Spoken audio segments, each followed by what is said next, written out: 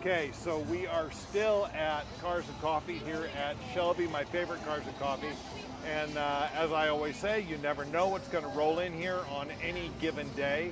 And today rolled in something I've seen before. I know about this car, but you just rarely ever get a chance to see him. So we are going to talk to Chris.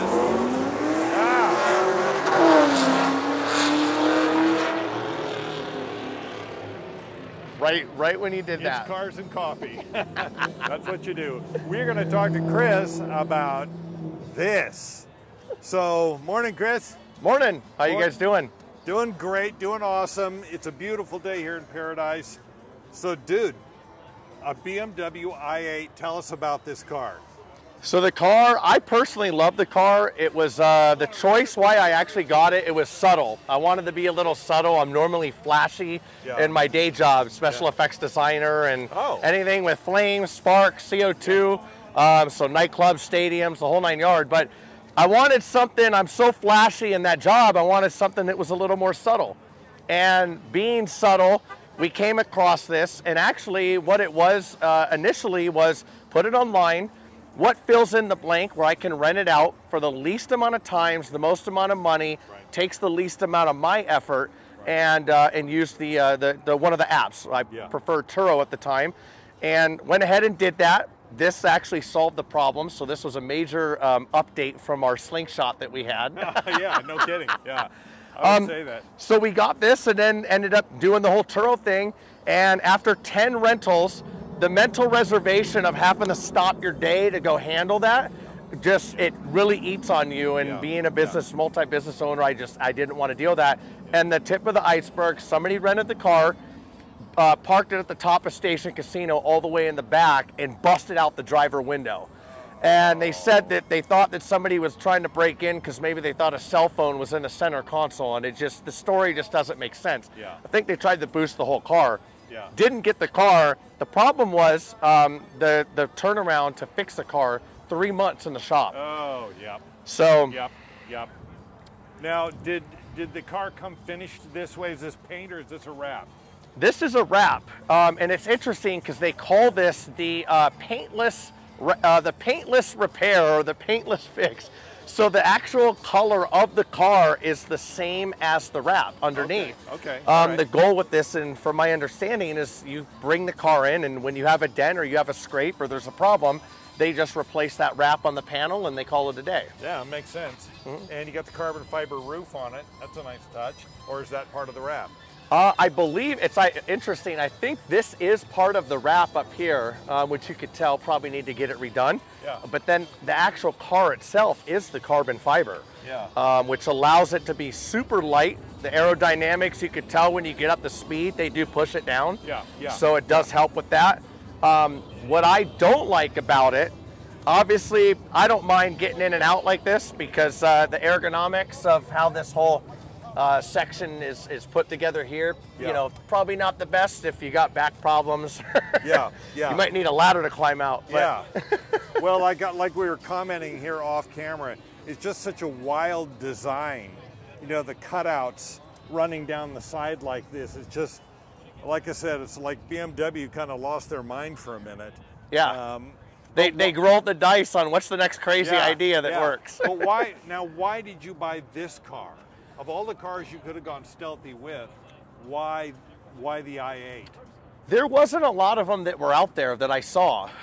When I went to the dealership, they had obviously the brand new Corvette, and I really fell in love with that. And I got a project car of a Dodge Magnum and Chrysler 300 that's cut in half, and it's going to have fireworks blow off the top. It's got a 7.0 engine, but it's been a 6-year project. It's a runaway project that I'm trying to save and keep on the tracks.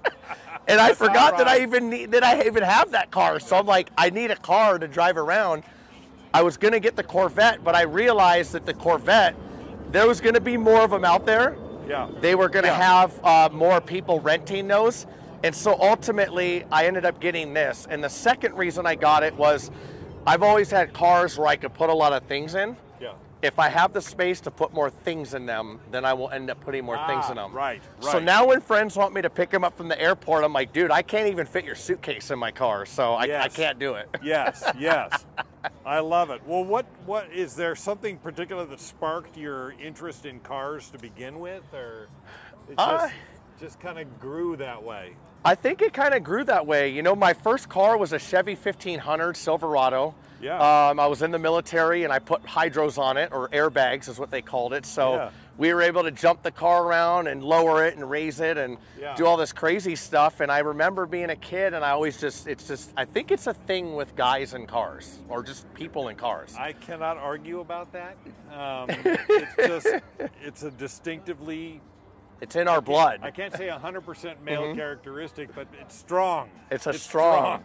Plus, it's a good conversation piece. Yeah, you know, absolutely. people like seeing the muscle on the cars. They like seeing the engine work. It's just, it's a beauty in its own respect. And so, having something that was nice, you know, and having a fleet of cars before this, a couple of Mercedes and all this other stuff, I said, I just want to be simple. I want to not have something that I'm going to super customize, just leave it the way it is, drive it for what it's meant to be driven as, and make it nice. And then it's just simple, more simplicity. And I saw simplicity in this. How does it run?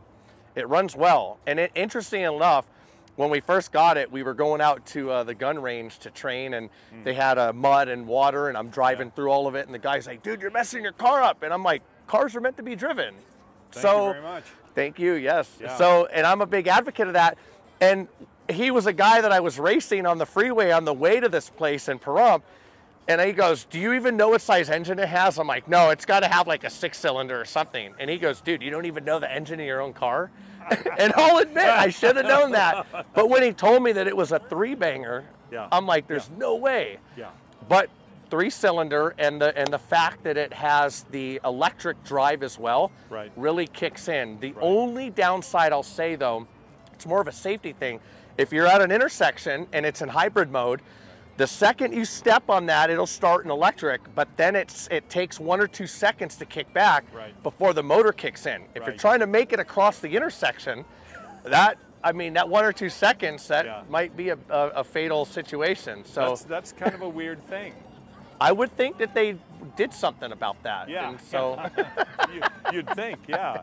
I mean, it is a BMW after all. Yeah. But like I said, it's kind of like BMW just freaked out when they did this. And I remember seeing it when it came out, and I just thought, that is an awesome looking car, you know? It's got a lot of style. It's got a lot of good body lines on it. Yes. The interesting part about this is there's not much space in it.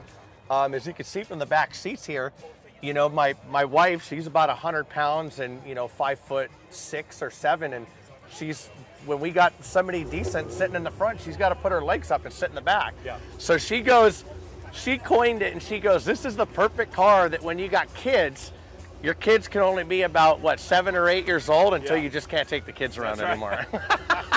I think the same for the Lambos too. Almost like BMW knew what they were doing or something. They did. Yeah, that is hilarious. Man. Yeah.